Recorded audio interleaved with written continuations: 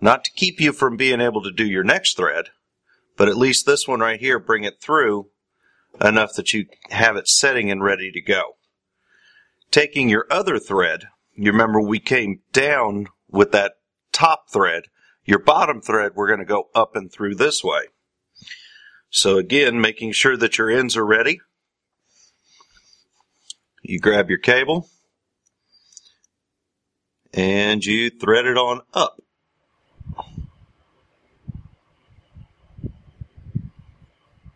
Again, keeping your threads straight as possible, feeding it through.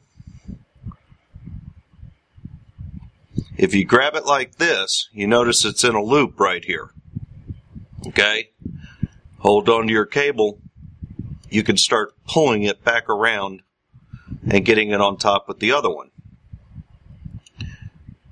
Now that you've got both of them pretty much about the same distance, with about the same slack, you can start working it out. Now, as I start putting these together, you're going to notice it's kind of hard to see with the black on black, but that these things are then becoming taut and tight against each other.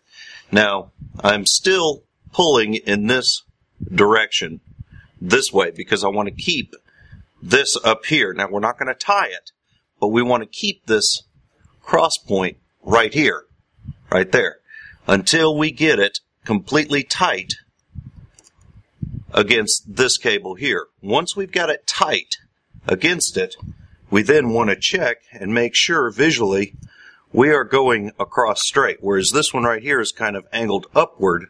I'm going to have to take it with my nail and kind of kick it down a little bit. And again, using my fingers as stationary for the cable, I'm pulling this thread towards me to cinch it right back up into that spot where I put it. Now again, you'll notice you have a top thread and a bottom thread. Taking your bottom thread, we're going to bring it over this right here. Now I have a tool that I used back when I was in my install days. It's a cable needle. You can use anything like a paper clip or anything like that for this little stuff.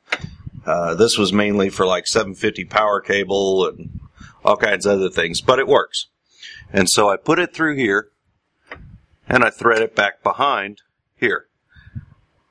Now you'll notice I'm not going to pull it taut just yet because I need to get this other one through to the bottom.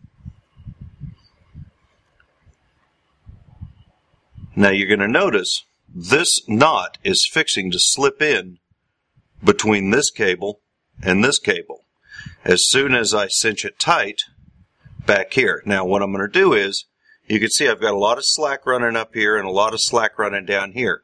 So I'm just going to ever so gently move my threads so they're lined up. I'm not moving this knot in yet, but I did get my threads where they're lined even with this. And then I'm going to take this top thread and I'm going to bring it down. And so now we're together behind here. And then what we're going to do is, this is the point where we actually make a tie, you see.